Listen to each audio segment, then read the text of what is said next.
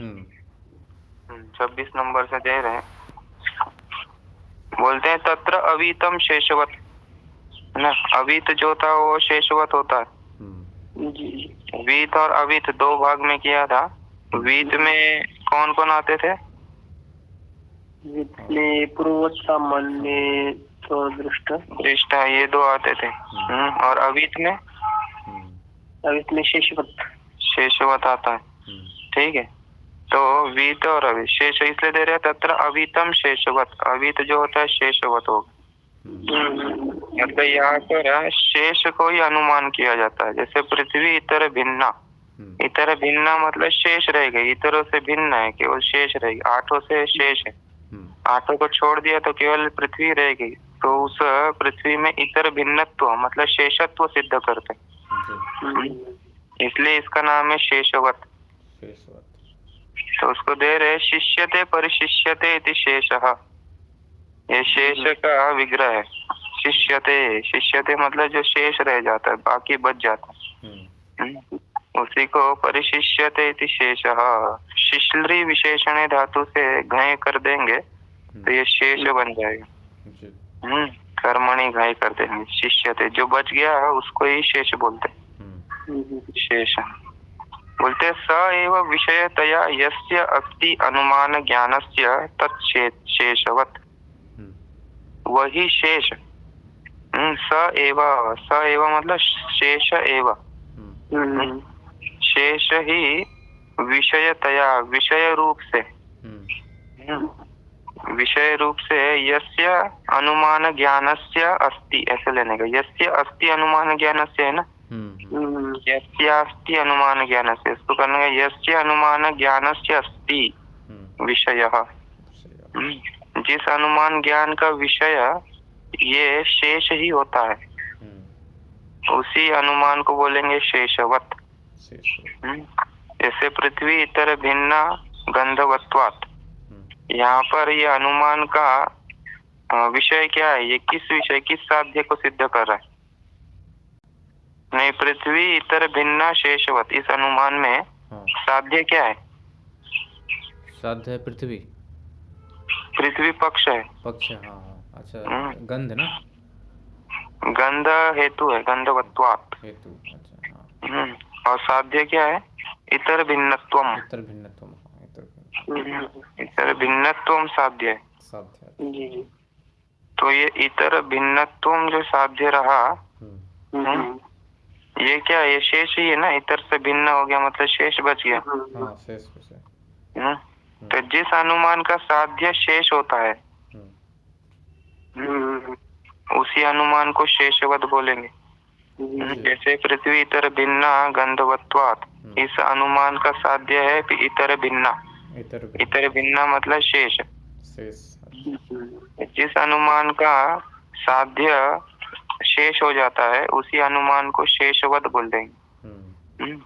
उसको दे रहे देखो, स एव विषयतया, स मतलब शेष एव, शेष ही विषय रूप से जिस अनुमान ज्ञान का होता है वही होता है शेषवत। जिस अनुमान ज्ञान का साध्य होता है, जैसे पृथ्वी इतर भिन्ना गंधवत्वात्, इस अनुमान का साध्य क्या है? इतर भिन्ना, इतर भिन्न तो मतलब शेष। इसलिए इस अनुमान को क्या बोलेंगे? शेषवत, शेषवत।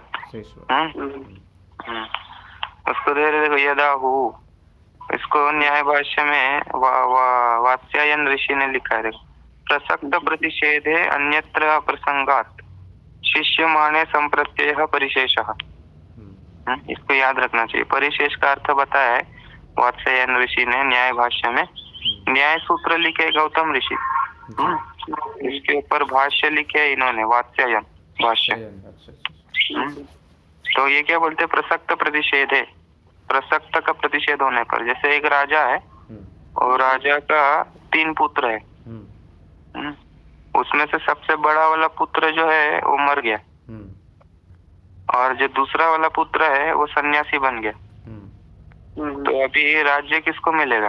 वाला, तीसरा वाला को मिल जाएगा। तीसरा वाला, वही शेष रह गया। तो वही प्रसक्त प्रतिषेध है, जो प्रसक्त थे जो बड़ा वाला पुत्र प्राप्त था राजा बनने के लिए, प्रसक्त था मतलब प्राप्त था उसको राजा बनने के लिए, वो तो मर गया। और जो दूसरा वाला फिर पुत्र था वो प्राप्त हो रहा था, वो सन्यासी बन गया। प्रसक्त का प्रतिषेध हो गया। जो प्राप्त थे पहले दो पुत्र वो प्रतिषेध हो गए। प्रतिषेध होने पर अन्यत्र अप्रसंगात, और दूसरे को भी नहीं मिलना चाहिए, राजा का बेटा ही राजा बनना चाहिए।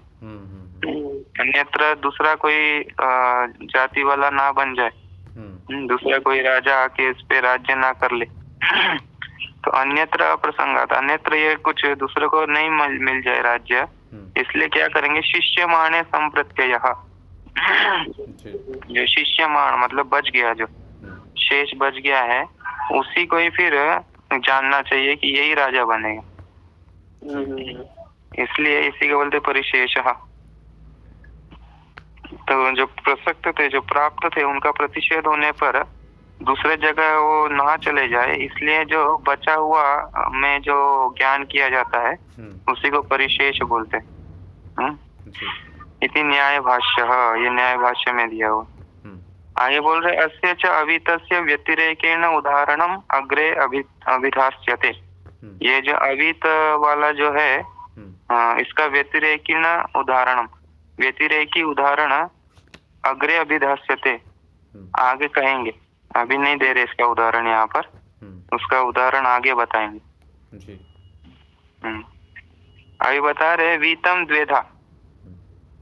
अभी जो पहला वाला जो वीत था वो दो प्रकार के हैं। क्या क्या है?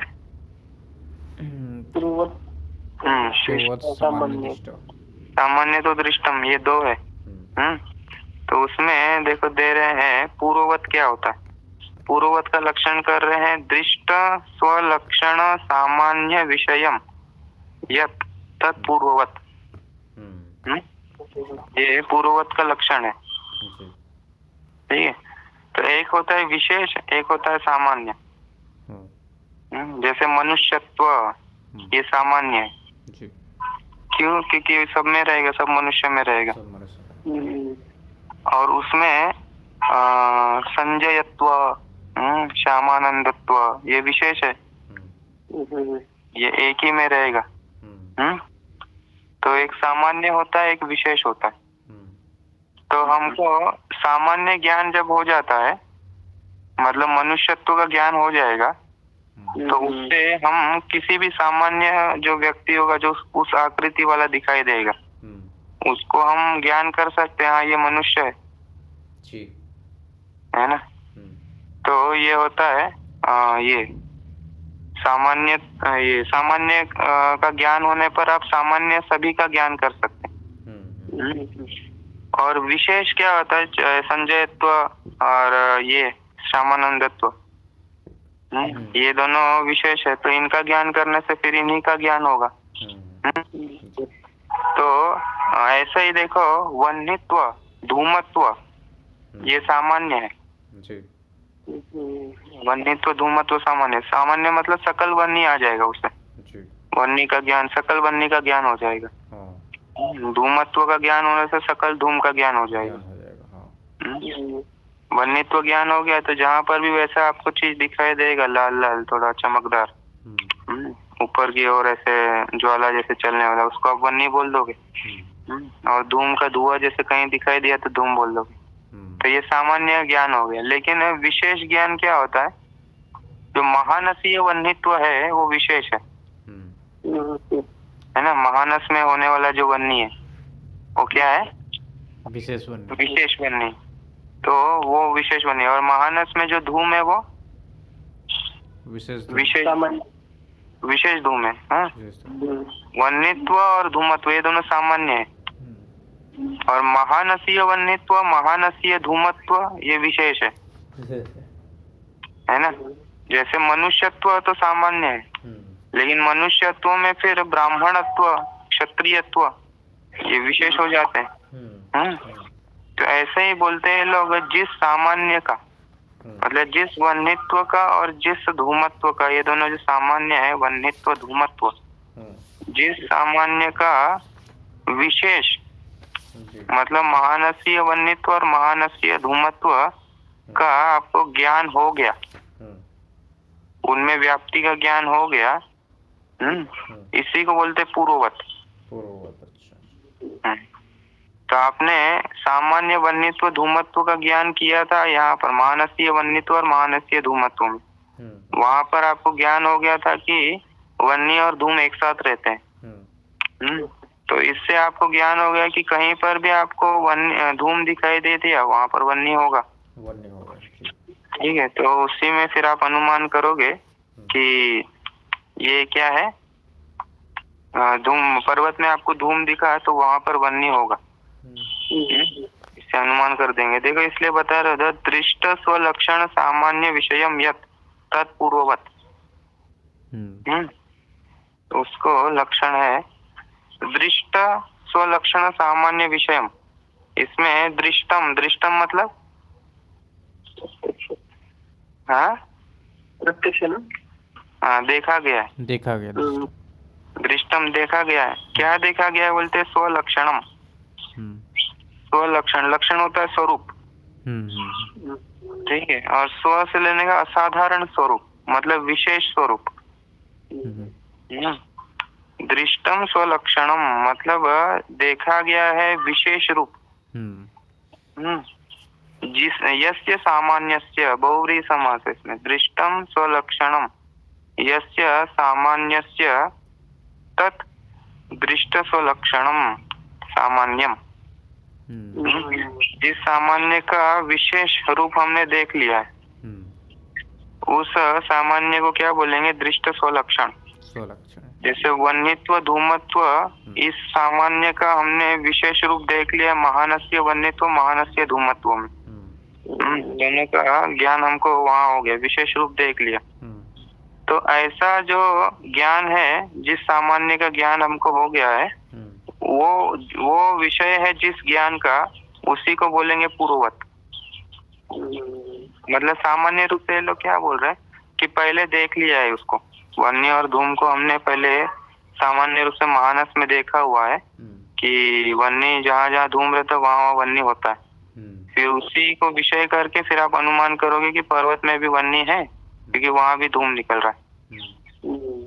तो उसी को बता रहे दृष्टम स्वलक्षण, ठीक है, उसी को बोलेंगे पूर्ववत। उसको दे रहे पूर्वम प्रसिद्धम, पूर्व में प्रसिद्ध है। प्रसिद्ध है कि धूम अग्नि हर जगह आपको एक साथ ही दिखेंगे, वो प्रसिद्ध है। और दृष्ट स्वलक्षण सामान्यम इति यावत, जो प्रसिद्ध है, क्या प्रसिद्ध है बोलते हैं, दृष्ट स्वलक्षण सामान्य मतलब पर्वती में जो महानसीय धूम और महानसीय वन्य, ये वन्य और धूम जो सामान्य था उसको हमने महानस में देख लिया और ये प्रसिद्ध है। तो इसी को बोलते हैं ये वाला पूर्ववत। बोले तद अस्य विषयत्वेन अस्ति अनुमान ज्ञानस्य इति पूर्ववत। वही विषय रूप से जिस अनुमान ज्ञान का विषय होता है उसी को बोलते हैं पूर्ववत। जिस अनुमान ज्ञान का विषय वही हो जाएगा दृष्ट स्वलक्षण सामान्य। क्योंकि पर्वत में जाकर के जब आप वन्य का अनुमान कर रहे हो, उसमें आपका वही विषय बन रहा है कि मैं महानस में देखा था ऐसे अग्नि और धूम को। जैसे कभी कभी होता है ना, नहीं मैं तो ऐसे देखा ही था, ये तो ऐसे ही होना चाहिए, ऐसे थोड़ा आप अनुमान करके बोलते हैं तो कई लोग काटते हैं उसको, लेकिन आपको थोड़ा निश्चय रहता है नहीं ऐसे देखा हूँ तो ये ऐसे ही होना चाहिए, तो उसमें फिर आप थोड़ा अनुमान करते। तो ऐसे ही यहाँ पर भी पूर्व में देखा हुआ है इसलिए अनुमान हो रहा है। तो पूर्व में क्या देखा है कि विशेष जो महानसीय वन्य और महानसीय धूम, इसको विशेष रूप से पहले देख लिया। तो उसको उदाहरण दे रहे, यथा धूमाद वन्यत्व सामान्य विशेषः पर्वते अनुमीयते। यथा, यथा मतलब जैसे धूमाद, धूम से, वन्यत्व सामान्य का अर्थ होता है सकल वन्य, धूमत्व सामान्य होता है सकल धूम। तो यथा धूमात मतलब पर्वतीय धूमात, पर्वत में जो धूम है उस धूम से वन्यत्व सामान्य मतलब सकल वन्य का विशेष मतलब पर्वतीय वन्य, ठीक है। आगे दे रहे तस्य च वन्यत्व सामान्य विशेषस्य स्वलक्षणम वह्नि विशेषो दृष्टो रसवत्याम। बोलते तस्य च मतलब उसका उसका किसका बोलते वन्नित्व सामान्य विशेषस्य। वन्नित्व सामान्य क्या है? जो सामान्य रूप से वन्य में हमने देखा सकल वन्य। सकल वन्य। वन्नित्व सामान्य विशेष, वन्नित्व सामान्य का विशेष। वन्नित्व सामान्य हो गई सकल वन्य, उसका विशेष वन्य। सकल वन्य का विशेष वन्य मतलब पर्वतीय वन्य। तो वन्नित्व सामान्य विशेष से वहां पर लिख देने का पर्वतीय वन्य है। पर्वतीय वन्य का पर्वतीय वन्य जो वन्य है उस वन्य का स्वलक्षणम। स्वलक्षण का अर्थ होता है लक्षण मतलब स्वरूप। उस वन्य का पर्वतीय वन्य का स्वरूप हमने स्वलक्षण मतलब विशेष रूप वन्य विशेष। स्वलक्षण का अर्थ ही आगे दे दिया वन्य विशेष। ये वन्य विशेष ये इधर लिखना महानसीय वन्य। वन्य विशेष के ऊपर लिख दो महानसीय वन्य। तो बोलते तस्य च मतलब वन्यत्व सामान्य विशेषस्य। वन्यत्व सामान्य विशेषस्य का क्या लिखा अर्थ? वन्यत्व सामान्य विशेषस्य जो लिए ना तस्य च वन्यत्व सामान्य विशेषस्य। इसका क्या अर्थ लिखा है? पर्वतीय वन्य ना। हाँ पर्वतीय वन्य। तो पर्वतीय वन्य का स्वलक्षण मतलब वन्य विशेष। वन्य विशेष मतलब महानसीय वन्य। महानसीय वन्य। तो पर्वतीय वन्य का हमने महानसीय वन्य में देखा गया है। पर्वत वन्य जो है उस जैसे धूम दिख रहा है तो पर्वतीय जैसे धूम था तो महानस में वन्य था, ऐसे ही पर्वत में भी धूम दिख रहा है इसलिए पर्वत में भी वन्य है। इसको बताने के लिए हमने वन्य विशेष मतलब महानसीय वन्य को हमने पहले दृष्ट देखा गया है। देखा है, कहाँ देखा है? उसको बोलते रसवत्याम।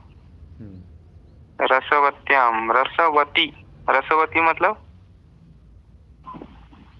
मानसून को मानस रसवती। पाकशाला को यहाँ रसवती बोलते। अच्छा। रसवती की रस उसमें है ज्यादा। भोजन पानी तीखा मीठा कड़वा सब रस मिल जाएगा उधर। रसोई। षड रस होते हैं ना। षड रस क्या क्या है? कड़ी अम्ल कषाय अम्ल कटु मधुर अम्ल लवण कटु कषाय तिक्त। मधुर अम्ल लवण कटु कषाय और तिक्त। ये 6 प्रकार के रस है। तो वही रस रसवत्याम, इसलिए ये थोड़ा हम रसवत्याम देते हैं। ये सप्तमी एक वचन। रसवत्याम मतलब महानस में आपने वन्य विशेष देख लिया था, उससे आपको वन्य सामान्य का ज्ञान हो गया कि जहाँ जहाँ धूम रहता है वहाँ वन्य होता है। फिर उसी से आपने पर्वत में जो विशेष वन्य है उसका भी अनुमान कर लिया। इसी को बोलते हैं पूर्ववत। ठीक है, अभी दे रहे दूसरा अपरम च वीतम सामान्य तो दृष्टम। दूसरा वीत कौन सा है पूर्ववत को छोड़ के? सामान्य तो ना। सामान्य तो दृष्टम 2 है, वीत में 2 थे। एक पूर्ववत था और एक सामान्य तो दृष्टम था। तो इसमें पूर्ववत हो गया। अभी पूर्ववत का लक्षण कर दिया स्वदृष्ट स्वलक्षण सामान्यम विषयम इति पूर्व मतलब जिसका विशेष रूप आपने देख लिया है पहले। जिस सामान्य का विशेष रूप पहले देख लिया है उसी को बोलते हैं पूर्ववत। अभी देखो दूसरा दे रहे अपरम च वीतम सामान्य तो दृष्टम। दूसरा वीत कौन सा है? सामान्य तो दृष्टम। इसका लक्षण दे रहे अदृष्ट स्वलक्षण सामान्य विषयम। पूर्ववत का लक्षण था दृष्ट स्वलक्षण सामान्य विषयम और इसका है अदृष्ट स्वलक्षण सामान्य विषयम।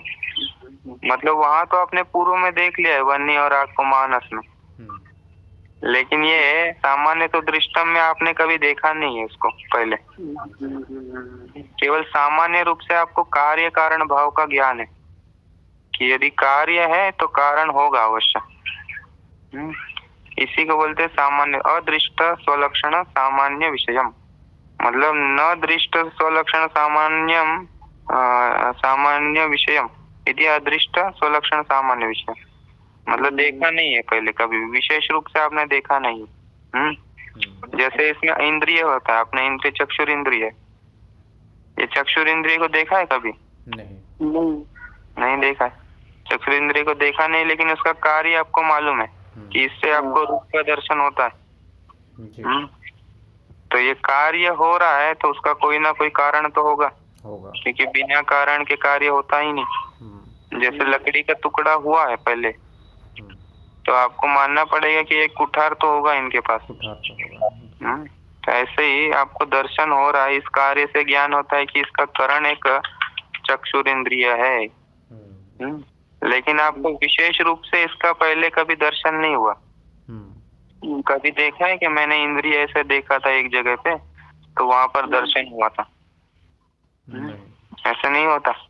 पहले कभी कोई भी सामान्य व्यक्ति तो योगी तो देख लेता है, योगी तो इंद्रिय आदि सूक्ष्म का भी दर्शन कर लेता है, लेकिन सामान्य लोग जो होते हैं वो लोग तो कभी देखे नहीं इस इंद्रिय सूक्ष्म तत्व को।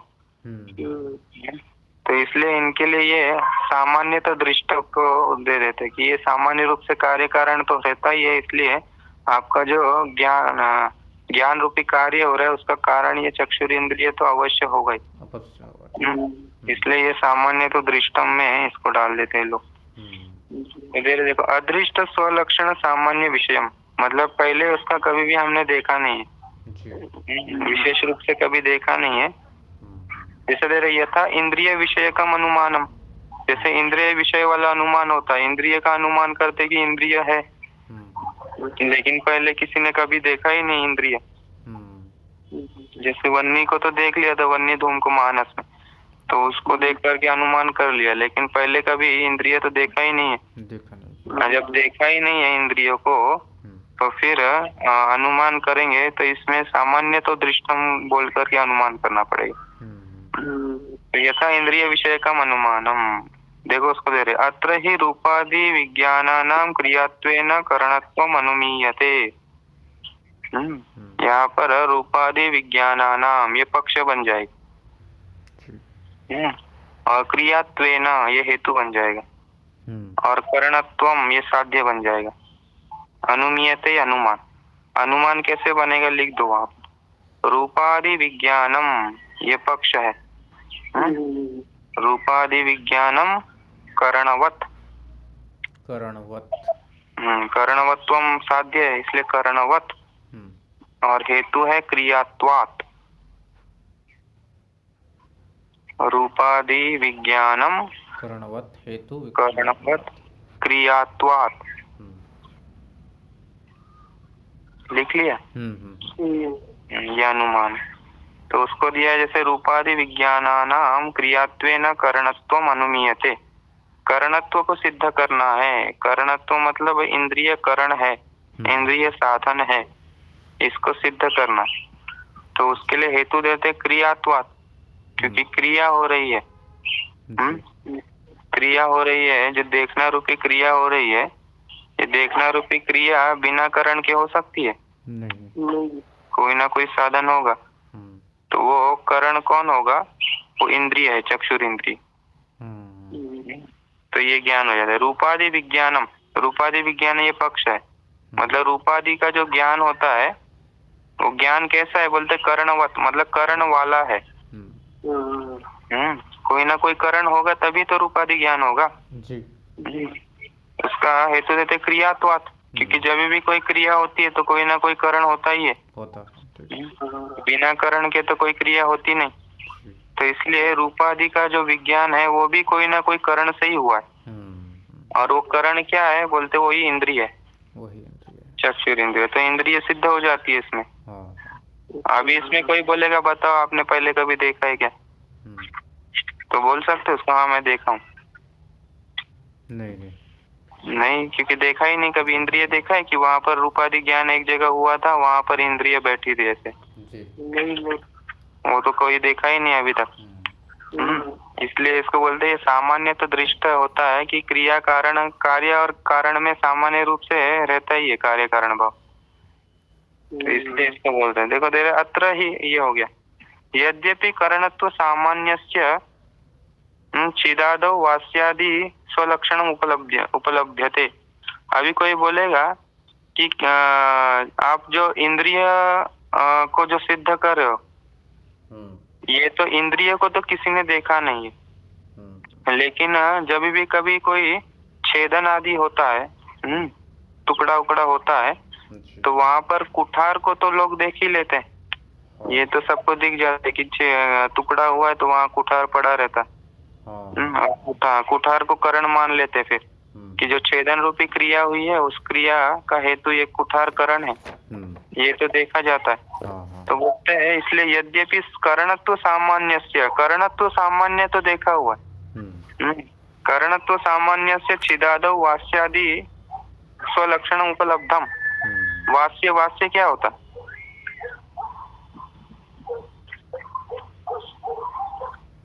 वास्य वो जो कारपेंटर के पास रहता है ना तोड़ने के लिए, वास्य कुठारी एक जैसा रहता है, उनका अलग वो रहता है औजार। अच्छा, कुल्हाड़ी क्या कुछ ऐसा?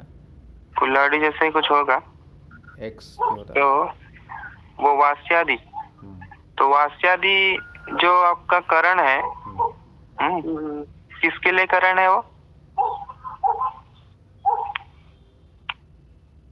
मतलब काटने के लिए, छेदन के लिए। छेदन के लिए, इसलिए छिदादौ, छिदादौ मतलब छेदन के लिए। छेदन आदि जो क्रिया के लिए जो करण है वास्यादि, वो तो स्वलक्षण उपलब्धम, वो तो विशेष रूप से हमको उपलब्ध है, वो तो दिखता है सामने, वो तो सामान्य व्यक्ति भी देख लेता है।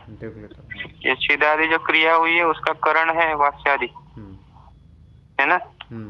करणत्व सामान्य से छिदादौ वास्यादि स्वलक्षण उपलब्धम, उपलब्ध तो है, लेकिन बोलते तथापि, फिर भी ऐसा तो सामान्य रूप से तो आपको कार्य कारण दिख जाएगा हर जगह, दिख जाएगा।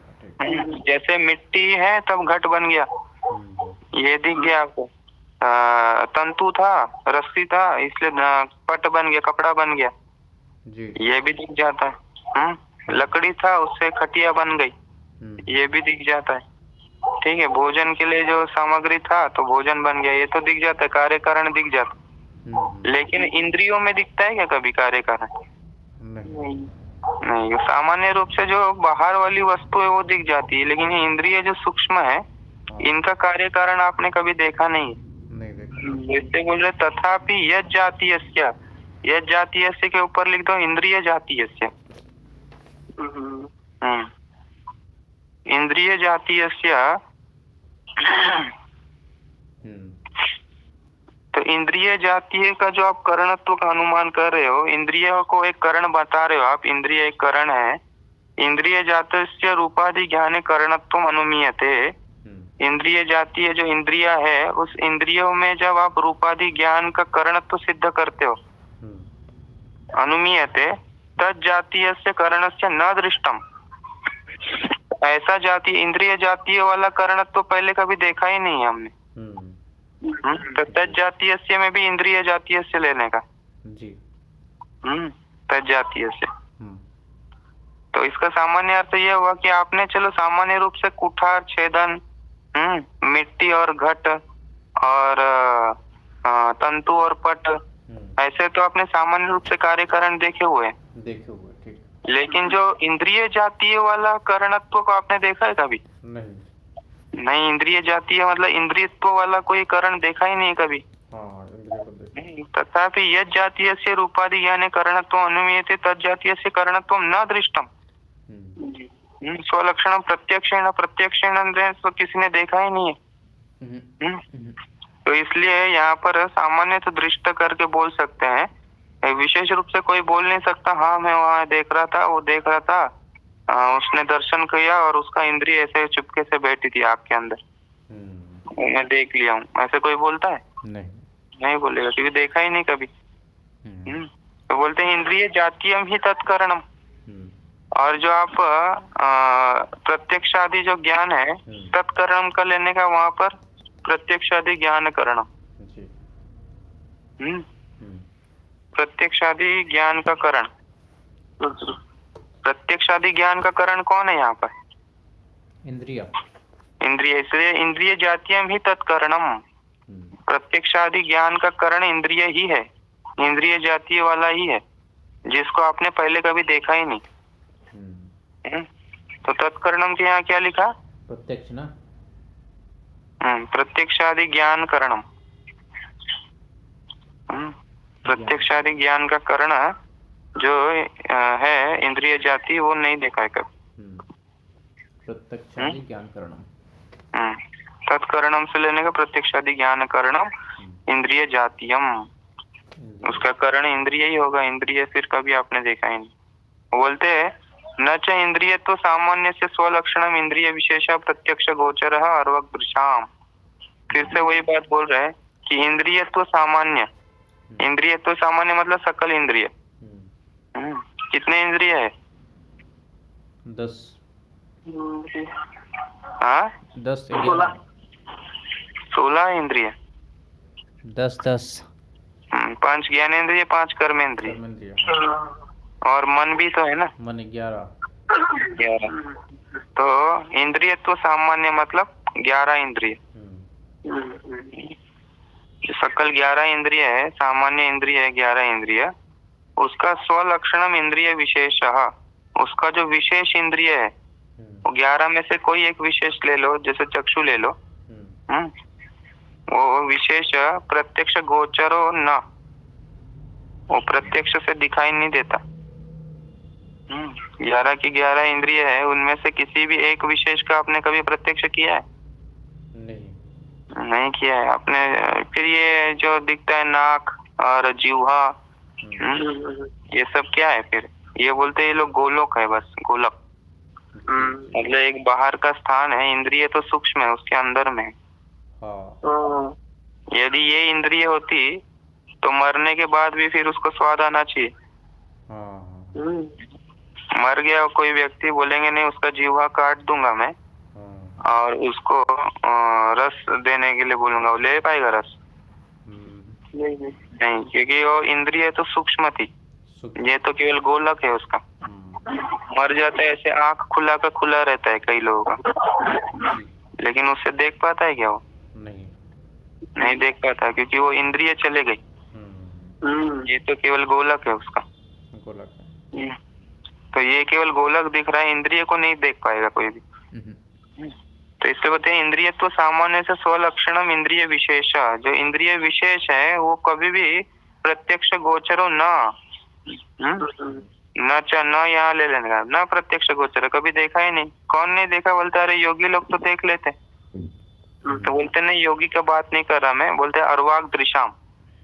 अर्वाक दृशाम मतलब जो बाहर की ओर देखने वाले लोग होते हैं, अंदर की देखने वाले नहीं। योगी लोग तो अंतर प्रत्यक्ष कर लेते हैं। अर्वाक मतलब बाहर, बाहर को देखने वाले, बाहर में सब उनका ज्ञान विचार चलता रहता है। जो सामान्य लोग होते हैं वो लोग कभी भी ये इंद्रिय का प्रत्यक्ष नहीं कर पाते। अर्वाक दृशाम। यथा वन्नी तो सामान्य से स्वलक्षणम वन्नी, जैसे वन्नी का जो विशेष वन्नी था वो तो देख लेते कई लोग, क्योंकि बाहर में है ये, है ना। सामान्य वन्नी का महानसीय वन्नी, पर्वतीय वन्नी, ये तो विशेष वन्नी देख लेते हैं। ऐसे ये इंद्रिय का विशेष नहीं देख पाते जी। इसलिए ये सोयम पूर्ववतः सामान्य तो दृष्टा सत्यपि वितत्वेन तुल्यत्वे विशेषः। तभी यहाँ पर दोनों अनुमान जो हो गया पूर्ववत और सामान्य तो दृष्टा, ये जो दो अनुमान हो गया, इन दोनों में भिन्नता क्या हुई? हाँ, दोनों में भिन्नता हुई। जैसे सामान्य तो अग्नि हम देख लेते हैं, मतलब कि जो विशेष वन्नी जो होती है अग्नि वाली, लेकिन हम इंद्रिय को नहीं देख पाते हैं। हाँ, पूर्ववत में आपने पहले देखा रहता है विशेष, देखा रहता है विशेष। हाँ, और इसमें आपने कभी विशेष देखा नहीं, सामान्य तो दृष्टि में। इन दोनों में यही अंतर है। इसलिए पूर्ववत का लक्षण है दृष्ट स्वलक्षण सामान्यम, सामान्य विषयम, और इसका लक्षण है अदृष्ट स्वलक्षण सामान्य विषयम। तो दोनों में यही अंतर है, एक है दृष्ट स्वलक्षण सामान्य विषयम और एक है अदृष्ट स्वलक्षण सामान्य विषयम। ठीक है, दोनों में यही अंतर है। तो यहाँ पर वही बता रहे, सह अयम पूर्ववतः सामान्य तो दृष्टा सत्यपि वीतत्वेन तुल्यत्वे विशेषः। इसका अन्वय ऐसे करना क्या, वीतत्वेन तुल्यत्वे सत्यपि, मतलब दोनों तो वीत ही है, दोनों तो वीत के अंदर में ही आ जाते हैं, पूर्ववत और सामान्य तो दृष्टम है ना, दोनों एक ही समान, दो एक ही में आ गए, वीत में ही आ गए।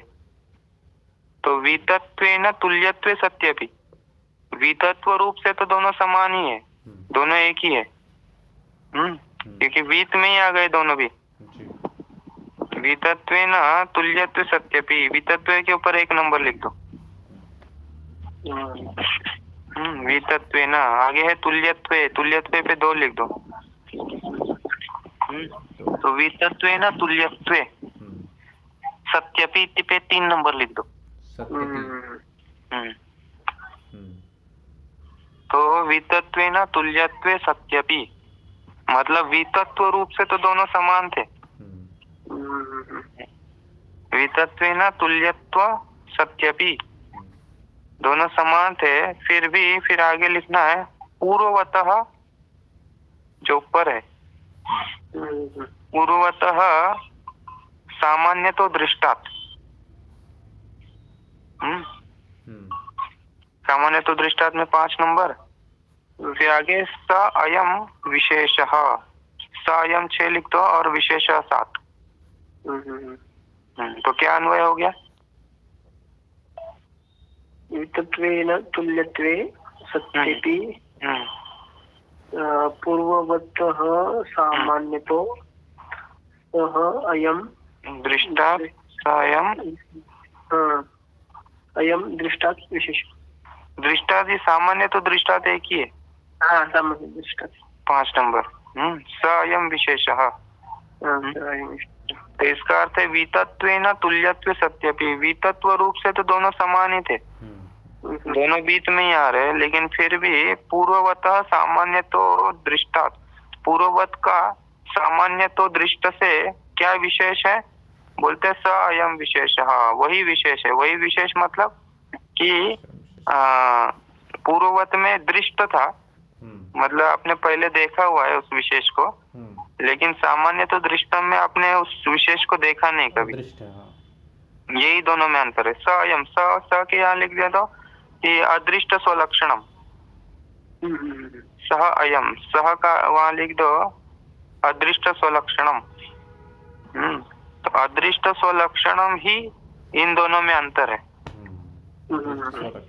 यही भिन्नता है, क्योंकि पूर्ववत में दृष्ट है और इसमें अदृष्ट है, पूर्ववत में पहले देखा गया, इसमें नहीं देखा गया, यही दोनों में अंतर है।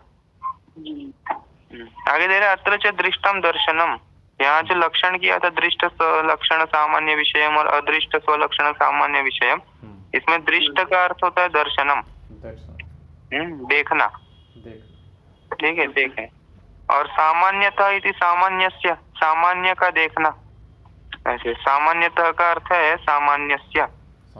ये सामान्यतः कैसे बन गया, सामान्य से तसी प्रत्यय हो जाता है, सार्वविभक्ति कहा तसी। एक सूत्र आता है आद्यादिभ्य तसेर उपसंख्यानम, ऐसे सूत्र है, वो सूत्र से यहाँ तसी प्रत्यय हो गया, मतलब षष्ठी अर्थ में तसी प्रत्यय, जो सामान्यतः, ये तह जो दिख रहा है ये षष्ठी अर्थ में है, इसका अर्थ है सामान्यस्य, गस के जगह पे तसी आ गया, ठीक है। तो सामान्यतः मतलब सामान्य का दर्शन पहले हुआ है, दृष्ट सामान्य मतलब पहले सामान्य रूप से उसको देख लिया था। और अदृष्ट स्वलक्षण सामान्य विशेषस्य दर्शनम, सामान्य तो दृष्टम अनुमानम इत्यर्थः, मतलब अदृष्ट स्वलक्षण सामान्य विषयम, ये किसका लक्षण है,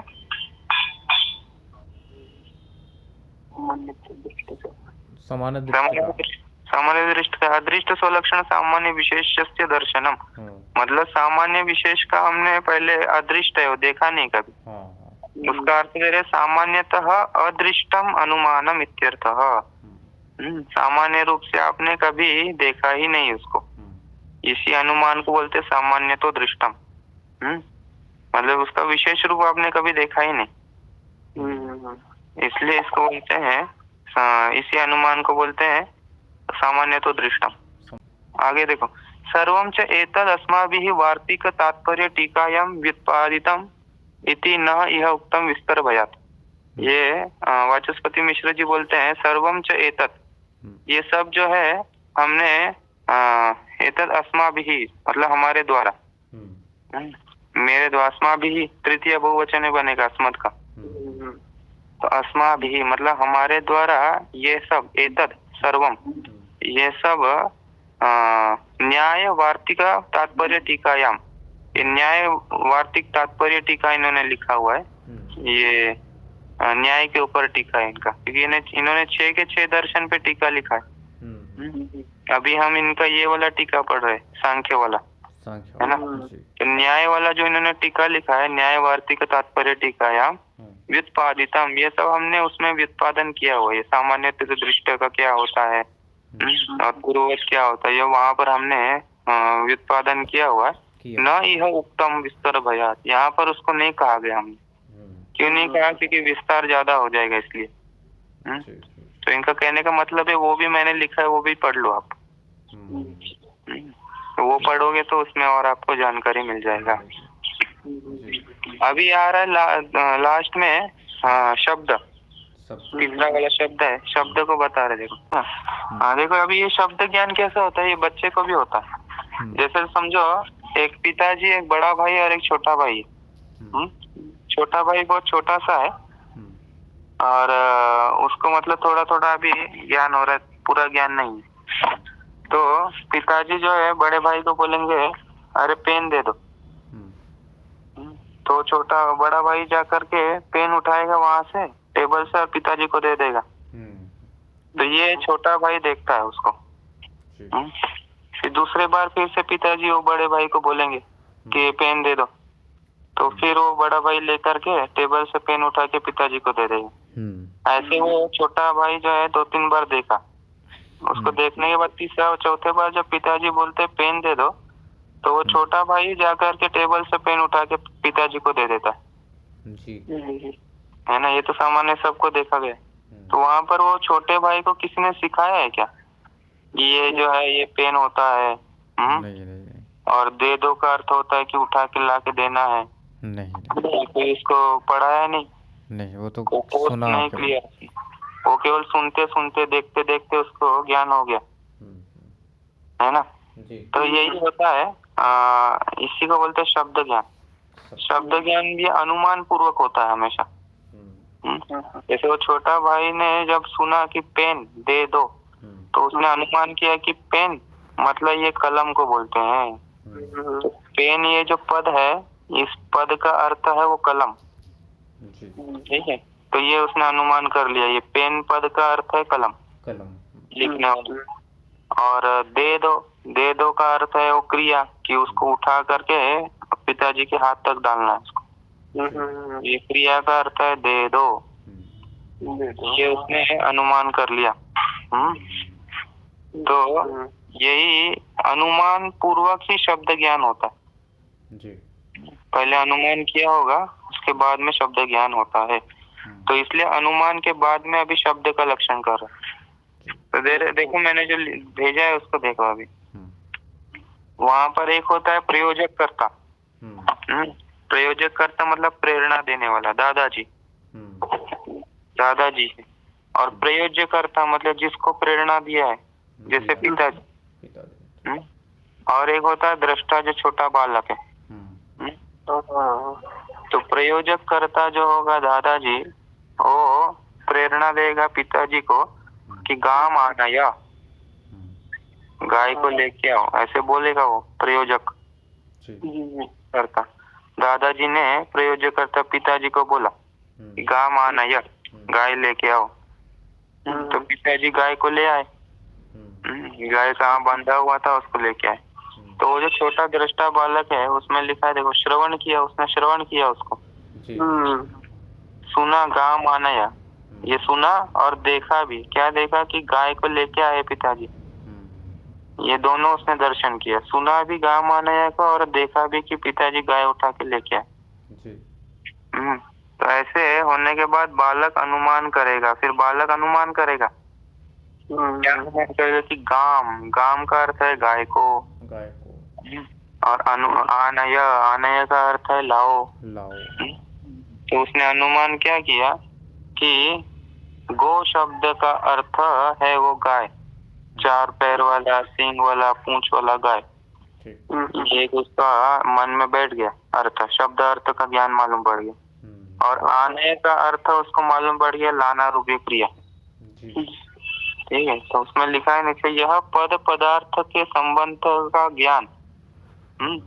पद और पदार्थ, पद हो गया गो और पदार्थ हो गया वो 4 पैर, सिंग, 2 सिंग और पूंछ वाला जो पदार्थ है वो।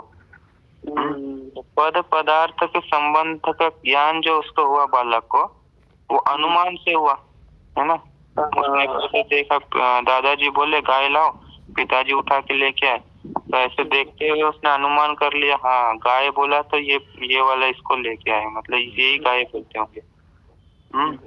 तो उसका अनुमान हुआ, इसलिए फिर शब्द प्रमाण का लक्षण अनुमान के बाद करते हैं। चलो, ओम पूर्णमदः पूर्णमिदं पूर्णात् पूर्णमुदच्यते पूर्णस्य पूर्णमादाय पूर्णमेवावशिष्यते। ओम शांति शांति शांति।